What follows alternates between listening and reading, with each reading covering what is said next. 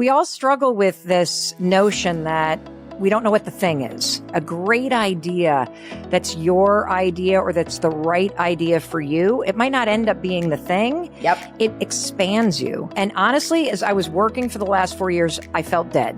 I felt defeated. I just knew even if I pushed an idea forward, Marie, it wasn't it. So I became my own biggest critic. I'm done here. There will never be another idea. I'm not as smart as those people. I'm not as organized as those people. I got lucky. Why are they able to crank out those many videos? Why are they able to put those courses? There must be something wrong with me. Your relationship with yourself is the foundation for everything. Yes. So if you look in the mirror and you judge yourself or reject yourself or you are insecure about anything, you then take that self-rejection and self-judgment and that insecurity and you project it on everything that you see. Okay. I want to just dive straight in because this was not an easy book for you to write. Am I correct?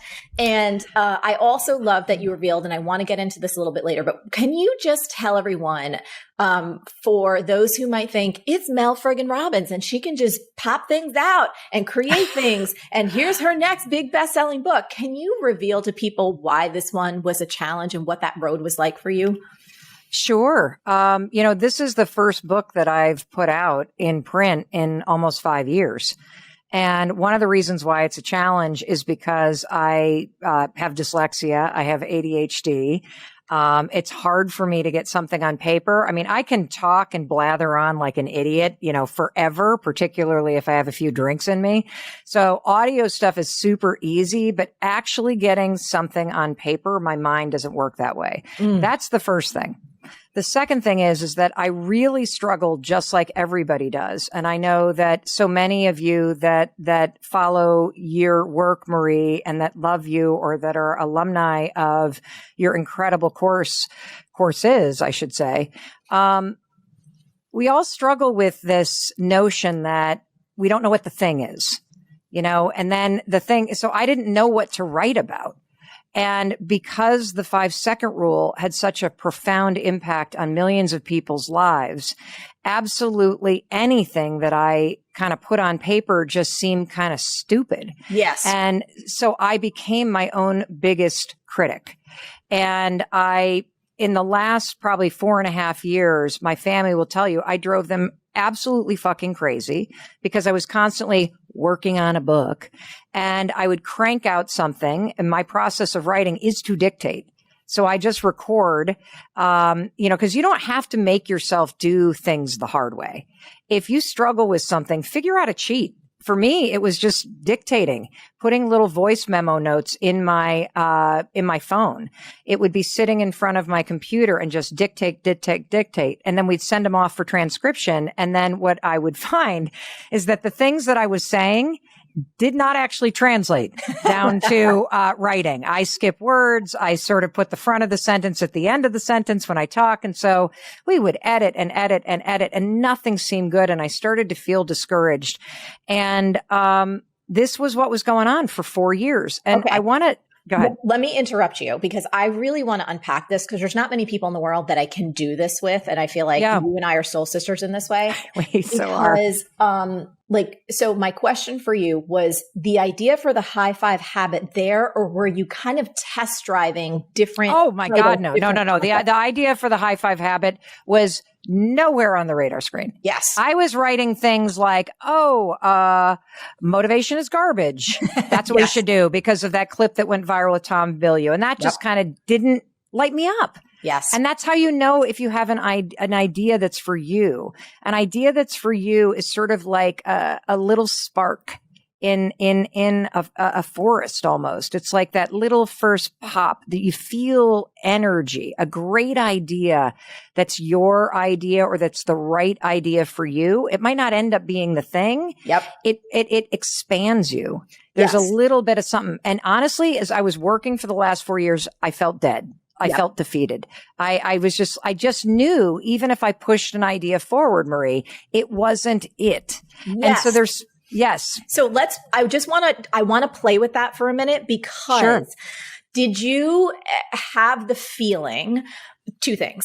One, that your best work had already come out, that the 5-second rule was like the thing. For sure. Okay, good. I just want to say that because I've had that so many times. So I just want to normalize that so people don't think you or I or other people like us or people that they admire are these like kind of special unicorns. And two, did you have a voice in your head that said, if I was really a writer or coach or whatever professional leading person in this field of personal development, that I would be able to crank out like a book a year? And by the way, it's not like you've been sitting twiddling your thumbs, right? You've got best-selling audiobooks, but I just want to know from the inside out, because I've had this, that because the idea wasn't like right there and you just couldn't do it, that it kind of starts this backpedaling of like, I must just suck. I'm like a one-hit wonder. 1,000%. And then on top of it, I completely tortured myself by watching people that I love, like you or Jay Shetty or, Gabby or anybody that is kind of in even our friend group where I'm like, I love you and I hate you. I love you and I hate you. Why are they able to crank out those many videos? Why are they able to put those courses? There must be something wrong with me. Yeah. I'm just a one-hit pony here. I got lucky on the 5-second rule by the skin of my teeth. That thing got done. It's helping people. Thank you. Thank you. Thank you. I'm done here. There will never be another idea. I'm not as smart as those people. I'm not as organized as those people. I got lucky. Like that is 1,000% what I said. And, the other thing too is that I also felt like I was on the outside. And so I will tell everybody, this is so important because I think when you start launching your own thing, you're lit up because you're finally going to start your yoga studio. You're finally going to start that catering business, or you're finally going to start that flower growing business, or you're finally going to do the thing. And then all of a sudden you do the thing. And instead of being excited and thrilled and validating yourself, you then look up and go, oh, wait a minute. There are all these other people that do something similar and they're all friends or they're all bigger than me. And then you start to tell your story that you're the little one on the outside looking in. Yes. That you're not part, you know what I mean? And then you use that to invalidate yourself. Completely. And so I found a gajillion ways to tell myself, I call it pile driving. I would just pile drive myself. And, it was paralyzing, and it makes the process of creating anything so sucky, so laborious, so stress filled. It creates more procrastination. And so I have been in the soup of self-judgment for 4.5 years. Yeah. Yeah. Well, look, I remember I've talked about this a couple times, but I don't think we can say it enough. Like my process for creating everything is figure outable. I'm like, oh, this is great. Like I am absolutely unable to figure out how to write a book called Everything is Figure Outable, and tortured the hell out of myself while I was writing it. And like, should I give back the money? I'm not really meant to do that. I mean, like, and this has happened so many times in my career. So I love talking about this stuff because sometimes these are the stories that you don't get to hear. And people just make all of these assumptions, and it's just not the truth. Well, and when that book came out, let me just tell you what happened. Your book came out, and I saw this incredible title. I saw this on-brand book. I saw you putting more amazing, life-changing work out. The book is fucking fantastic. Thank you. I read every, word, and you don't even read every word and let it seep in because you're like, this is so good. Why didn't I do this?